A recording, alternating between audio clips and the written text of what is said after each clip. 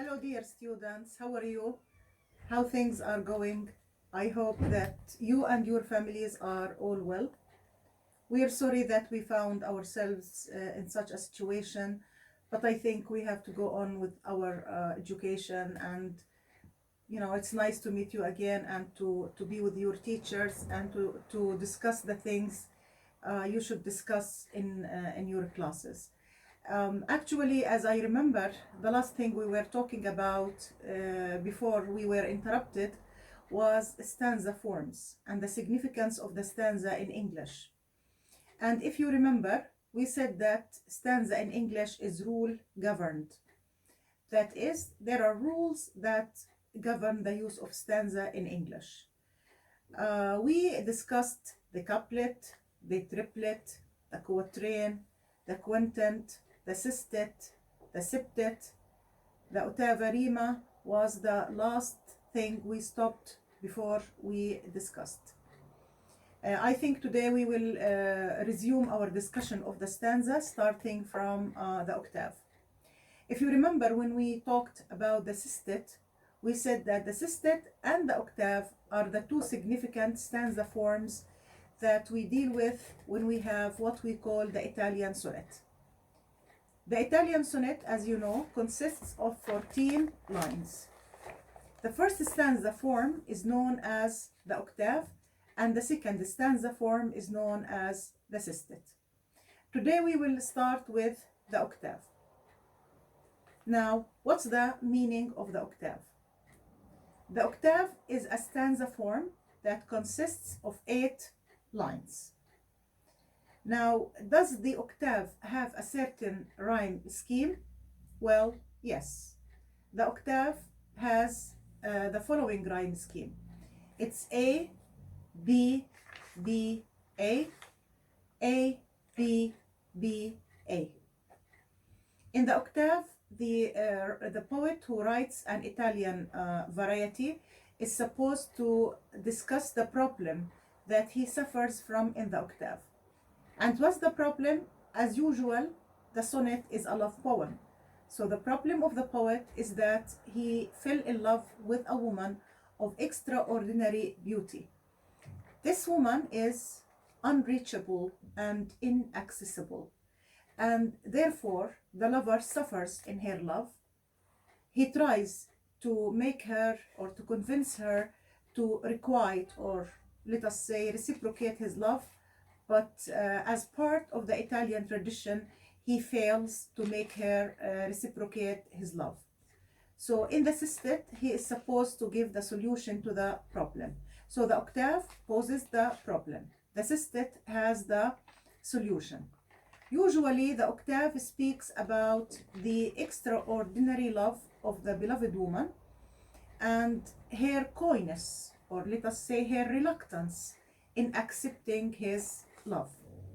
Therefore, we notice that the Italian sonnet is known as the Petrarchan love sonnet, named after the famous Italian poet known as Petrarch.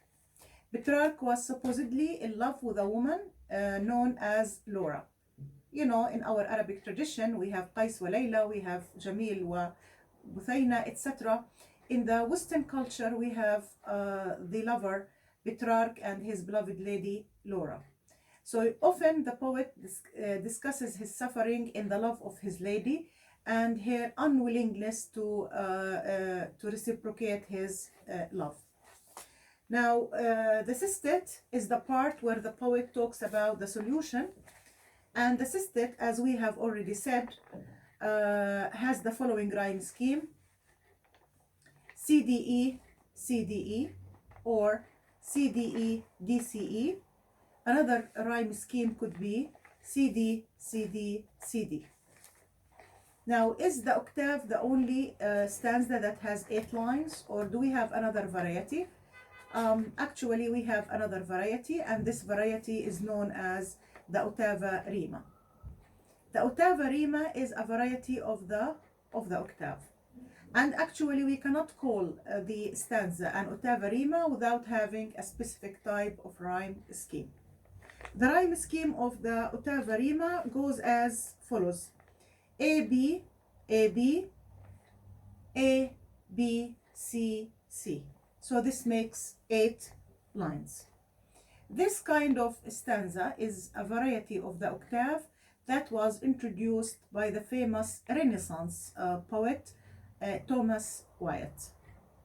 And it was introduced by this poet to be used later on by many other writers. So this is the 7th type of stanza. Finally, there was another type of stanza that was introduced into English literature, and this was by the famous English poet Edmund Spenser. So far, Edmund Spenser has been praised for having contributed a lot to English poetry, as I told you before. For example, you might still remember that it was Edmund Spenser who wrote the longest epic in the history of English literature, and that was his epic, The Fairy Queen, which was dedicated to Queen Elizabeth I, who died in 1603.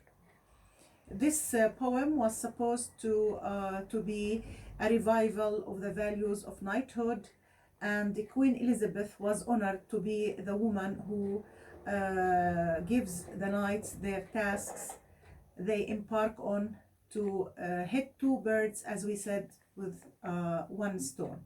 First, to be knighted by the queen, that is, to be given the title of a knight. And number 2, to win the heart of their ladies. The second contribution of Edmund Spenser was the Spencerian Stanza, as we said, and this is a 3rd variety of the sonnet, where he made an amalgamation of the English sonnet with the Italian sonnet. So it is similar to the English sonnet in the fact that it has 3 quatrains and 1 couplet, and similar to the Italian in the fact that it has some similarities of rhyme at the end of each line with the first part, the second part, and the third part of the stanza. Now, since we are talking about stanza forms, let us talk about the 3rd contribution of Edmund Spenser to English poetry, and that is the Spenserian Stanza. It is often believed that the Spenserian Stanza was devised by Edmund Spenser to be used in his famous epic, The Fairy Queen. In this stanza, we have 8 lines using the iambic pentameter, and I think you still remember the iambic pentameter. The iambic pentameter consists of 10 syllables. 5 of them are unstressed and 5 of them are stressed. In the first 8 lines, the poem would use the iambic pentameter, and when we reach the 9th line, which is the conclusion of the poem, of course, we have 1 extra foot, which makes the 5 iambic feet become 6 iambic feet, and with a specific rhyme scheme. The rhyme scheme goes on as A, B, A, B, B, C, B, C, C. Now, another thing that I have to add is, what do we call the 9th line? In English poetry, any line of poetry that has 6 iambic feet is known as Alexandrine line. Alexandrine line. Alexandrine line is a line of poetry that has 6 iambic feet. You might be wondering, why was it called Alexandrine line? Actually, there are 2 interpretations. One of them says that it was named after Alexander Paris, the famous French poet who first used this kind of line, and another interpretation which says that it was named after Alexander the Great, since this line was written or let me say was used in the poetry that was used to praise Alexander the Great. Anyways, whether it's the first interpretation or the second interpretation, it doesn't matter. The most important thing is that we have to know that the ninth line of the Spenserian stanza is known as Alexandrine line. Having said that, we reach to the conclusion of the stanza forms in the English poetry. So don't forget that the stanza form was replaced by a unit similar to paragraphs after English poetry passed through a transformational stage in the second half of the 19th century, and after we started to read poetry that is known as a free verse, where the stanza is not a mandatory kind of thing, it's optional. The poet can write poetry with rhyme or without rhyme. So I'm done with the stanzaic forms. Definitely you can ask questions about the things I covered today and the things that I covered before the holiday. Don't forget to like my page, Iman Hamad, English Literature Lecturer, because this page is a suitable platform for our discussions and the questions. And inshallah, I will post this video on Moodle. So please, if you have any questions about stanza forms, write to me on my page. Now I will move on to start with a new part of our course. After having finished with the stanza form, we come to the second part of our course, which is language devices. We're done now with what we call sound devices, and now we will move on to language devices. Yes. Actually, before I go into this, I want to check your understanding of certain semantic things to double check that you understand what I'm going to talk about. In order for any student who studies semantics, poetry, vocabulary, to be able to understand things correctly, he or she should be able to distinguish between what we call denotations of words and connotations of words.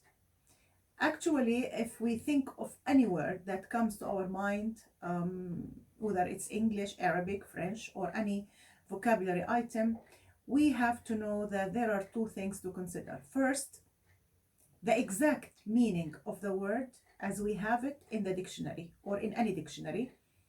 And this is exactly what we call denotations of the word. And we have also to be aware of another aspect of meaning, which is known as the emotional suggestions or implications of the word. Any word definitely has some cultural background, some religious ideas, etc. And this is exactly what we call connotations. Let me exemplify. For example, if we take the word stone, and suppose we don't know the meaning of stone, we will go to any good dictionary, and the dictionary might tell us something about the meaning. Like, for example, let us assume that the dictionary says that a stone is a piece of rock or small pieces of rock. That's fine. This is exactly what I call denotations. But if a foreigner or a person who doesn't speak English as first language reads a translation of Nizar Qabbani's Song of Stones, or what we call in Arabic Unshudat al-Hijara. Now, how is the English speaker supposed to understand this thing without, of course, its political background? I think this is not possible. The reader here should know that in a Palestinian context, the word stone has another meaning, which is even deeper than the literal meaning, which is resistance here. So the denotations of the word stone is pieces of rock. but the connotations are different. It connotes resistance. Therefore, we have always to keep in mind that words do not only have the exact meaning, which is the dictionary meaning, but they also have many other things, including cultural, societal, let me say, religious things. And should a poet be aware of such stuff? Actually, this is very vital for a poet. A poet should know the connotations of words. And therefore, he should be able to know whether he uses negative connotations or positive connotations. Because as any speaker of any language knows, there are negative connotations of words and there are positive connotations of words. Does this mean that it's a must to have something negative or something positive about the meaning of words? Actually, there is a third option. There also could be something we call neutral words, words which do not connote something negative or something positive. Now, what's the difference between negative connotations and positive connotations? This all depends on the culture, actually. For example, let us take the word owl. There is nothing wrong with owl. There is nothing, negative with owl in a Western context. On the contrary, if you are a good speaker of English, you might come across something like as wise as an owl. As wise as an owl. So wisdom is something positive. But if we describe someone as boome in Arabic, it means that this person is associated with bad omens. Is the owl in English the same? Actually, no. The owl is not a sign of bad omen as we have it in Arabic. So words have positive and negative connotations. Another good example could be like, how can we talk about a concept in English, like someone who is careful with money. You might call him miserly, stingy, tight-fisted. You might even say economical, frugal. But do these words offend the person if he is being described by one of these words? Actually, it depends. If I describe you as stingy, this is negative, so you're most likely to be offended. But if I say that you are economical, I don't think you will feel offended. So is this important for the poet? Yes. Actually, it is important for the poet to know whether his words offend people or his words do not offend anyone. This is really important. Now, how this is going to be useful to us as students who study poetry as a course.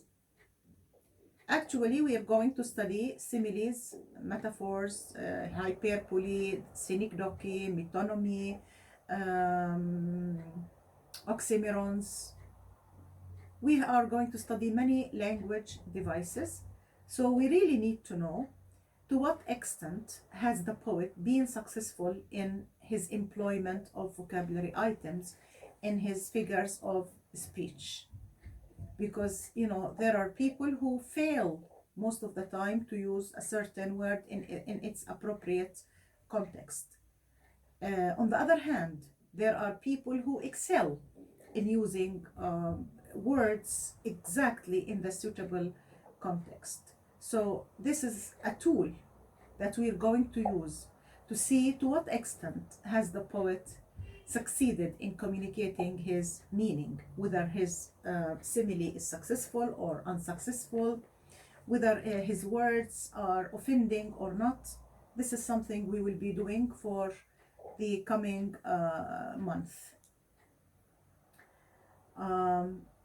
Please feel free, again, I shall remind you to feel free to ask questions about the meaning of connotations and denotations. And denotations have many sources.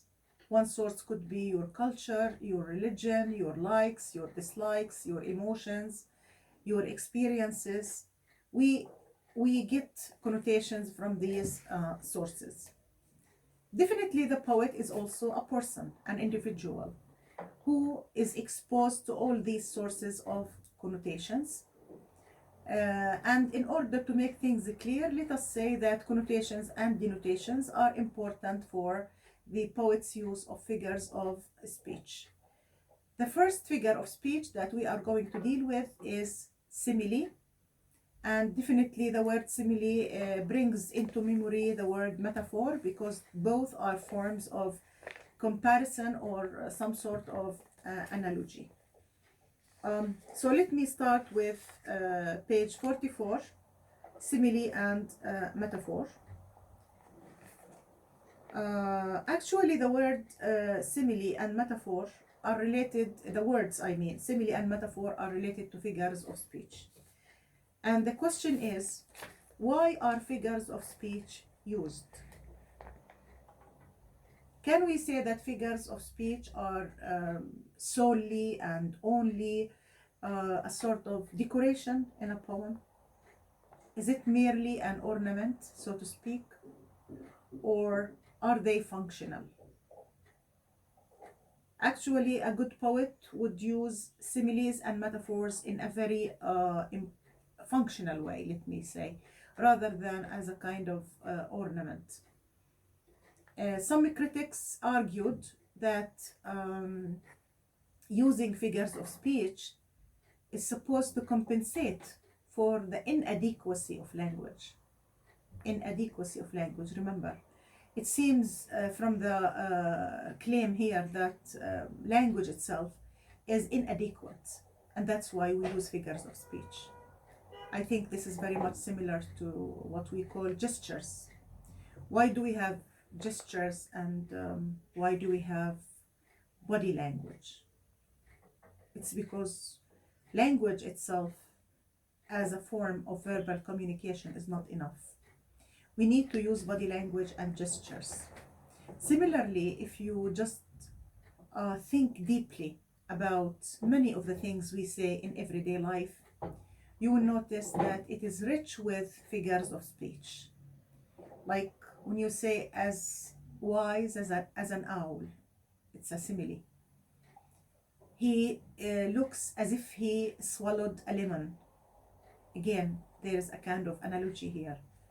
If you say I'm as hungry as a bear, that we have figures of speech all over our life.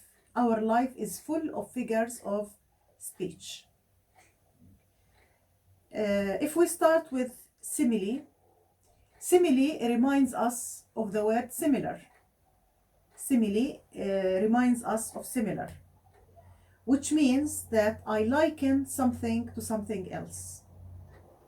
I'm saying that X is similar to Y.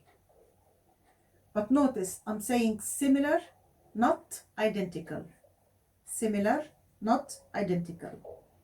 For example, the famous simile from Richard Burns's poem, A Red, Red Rose, he says, my love is like a red, red rose. We notice that there are three components in the simile. There is my love, which is the tenor, and there is like, which is an indicator of resemblance, and a red, red rose, which is the vehicle. So it means that his love is similar to a red, red rose. But is she identical with the red, red rose? No, she is similar but not identical. And therefore we notice that we call it a simile because the tenor is similar to the vehicle but not identical. Now, why is it similar, not identical? It's because I borrow one aspect of the vehicle, and I attribute it to the tenor. When I say my love is like a red rose, well, I don't mean that she is a plant. I don't mean that she has thorns. I don't mean that she has roots or leaves. What I mean is that she is as beautiful as a rose. This is one condition. So it's the tenor and the vehicle are not identical. They are similar. I borrow one aspect of the tenor, and I mean the vehicle, and I attribute it to the tenor. The second thing I have to keep in mind is that the tenor and the vehicle are of two different natures. Two different natures. The lady and the rose are of two different natures. She's a woman and the rose is a plant, which means that I cannot say that my home is like your home is a kind of simile, because home and home are the same. I cannot say like my car is like your car. This is not a simile because the cars are of the same nature. Now, this is the difference between simile and metaphor. In a metaphor, the tenor and the vehicle are identical. X equals Y. So if I want to change my love is like a red rose into a metaphor, I'm going to say my love is a red rose, which means that my love and the red rose are identical. They are the same. The tenor becomes the vehicle. Okay. Now, one of the important examples, and I think this is a pretty good example because I can hit two birds with one stone. I can teach you the meaning of simile and also the significance of what we mentioned earlier, which is the connotations of words. There is this line of poetry in which the poet says, "As I read it in the white morning sunlight, the letters squirmed like snakes." The letters squirmed like snakes. If we try to analyze the simile, we notice that the tenor is the letters, and the indicator is like, and the vehicle is snakes, which means the poet likens the letters to snakes. He likens letters to snakes. In what way are the letters similar to the snake? Both squirm. Well, now this quote is part of a poem in which the poet Amy Lowell says that she received a letter telling her that her lover died. She became a bereaved woman. She became tragically sad. And you can imagine what kind of letter she received. So this letter made her very, very sad. So as she was reading the letters, she felt that they are squirming. You know, this squirming movement of the snakes and the worms? Yeah. So the letters were squirming. She was sad, and the news is also sad. So she felt as if she were looking at snakes squirming before her eyes. Now, why did she use snakes, and what's the significance of snakes here as a vehicle? As I told you, the squirming movement could be that of a worm. But why didn't Lowell use the worm? She used the snakes. Here it comes to the issue of connotations. Now, what are the connotations of snakes in a Western context? I mean, specifically in a Christian context. This could be a biblical allusion, actually, a biblical reference to the Bible. In the Bible, specifically in the book of Genesis, we have the story of the fall of Adam and Eve and the role that was played by the snake in that fall. It is often believed that the devil or Satan assumed the skin of a serpent to enter heaven and to delude Adam and Eve and deceive them into eating from the forbidden tree. After Adam and Eve obeyed the snake and ate from the forbidden tree, they were expelled from heaven. They were meant to be immortal and they became mortal. They were supposed to live in the Garden of Eden and then they fell to the earth. So is it possible that snakes have positive connotations? Depending on this story, the answer is no. The snake is associated with the fall of Adam and Eve. The fact that Adam and Eve became mortal because of the snake makes the snake carry connotations related to death. So if you try to search for the meaning of snake in the Western culture, you will notice that it is associated with death, deception, and many other negative connotations. In addition to that, we have seduction as well. So the poet's choice of snakes in this kind of simile is really excellent. She chose something with negative connotations. The two lines describe death and the snake is associated with death. So what we have here is a very successful use of connotations in picking the vehicle of the simile. So this is a simile because we have the indicator, which is like. Another example, page 47. Page 47, we have a quote by the poet John Cleveland. The poet says, "The trees like human of her guard, serving more for pomp than word, ranked on each side with loyal duty, weave branches to enclose her beauty." So the first line, the trees like human of her guard.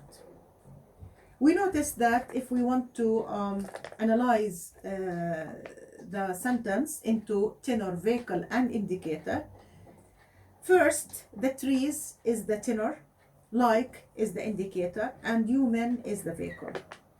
Now, it is quite credible to say that the trees were like servants on both sides. You know, when an important person like a queen or a princess or a woman of high rank would pass, she will be surrounded by guards, or if you like, soldiers. This is credible. But if we continue reading, he was saying that the trees weave branches to enclose her beauty. So we notice that we accept the comparison of trees with guardsmen. Both can be erect and formed in a file. But when the tree guardsmen weave branches to enclose beauty, our credibility is stretched beyond reasonable bounds. So the difficulty here is basically something related to the poet's attempt to carry his simile too far. He started very well, but he tried to pursue the metaphor, so the metaphor surpasses credibility and the comparison breaks down. A third example, which is seen as also an unsuccessful simile, is Elizabeth Browning's line of poetry, which says, "I love thee freely as men strive for right." I love thee freely as men strive for right. The fact is that throughout his history, man again and again has not striven for right freely. No one can, make you free to strive for what's good or what's seen as good. Human beings throughout history have been shackled by tyranny, both political or philosophical. And therefore, no one can claim that the poet is right when he says, I love thee freely as men strive for right. Man has never been free to strive for right, on one hand, and on the other, some people do not strive for right, they strive for wrong, probably. So here we notice that the simile then is neither real nor meaningful. Is it possible for great poets to have pitfalls of this sort, as we've seen just now? Yes. Even a great poem like To His Coy Mistress by the great poet Andrew Marvell raises a question related to clarity and ambiguity. For example, here the book quotes these two lines from To His Coy Mistress by Andrew Marvell, in which he says, Now therefore, while the youthful hue sits on thy skin like morning dew. As you can see here, if you are following me with your book, page 48, the poet invites his beloved lady to love him back and to reciprocate his love. And if you still remember the Carpe Diem theme, which requires people to seize the day and enjoy life as long as they are living before it's too late, because life is brief, as we have it in these two lines. Make the most of life you may, life is short and wears away. To His Coy Mistress by Andrew Marvell is an invitation by the poet to his beloved lady to seize the day and to enjoy her life and to love him and to enjoy love as much as she can while she is youthful. So here, what's the problem with this simile? Well, first let us analyze the simile. While the youthful hue sits on thy skin like morning dew. Youthful hue is the color associated with youth, like cheeks which are blushing or rosy cheeks, which have fresh color on them. Sits on thy skin like morning dew. So he likens the youthful color, or the color of youth on the skin of the beloved lady, to what? To morning dew. So we have like, which is an indicator of resemblance, and morning dew, which is the vehicle. Now the problem is this one. What is the ordinary reader supposed to understand? Of course, I'm not talking about careful readers, because careful readers might reach the meaning precisely. But an ordinary reader might ask this question. What is the similarity between dew and youthful hue? Is the mistress's face constantly wet? Does she have what advertising copywriters today call dewy freshness? Is the simile built on the fact that both dew and the youthful hue are bright, sparkling, and fresh? Actually, we don't know. But as I told you, this difficulty is not existent when it comes to experienced readers. It will take them no time to understand that the poet is saying to his beloved, try to enjoy love when you are still young and you can enjoy love. Don't wait till you become an old woman. But actually, for inexperienced readers, this is pretty difficult. So it is very important to notice that even great poets can create problems for inexperienced readers. Okay, so our lecture for today is over. I hope that you watch it carefully and write your questions on my page, Iman Hamad, English language, English literature lecturer. Please feel free to ask questions anytime, and see you again in the second lecture, which will also be videoed about metaphor. Goodbye.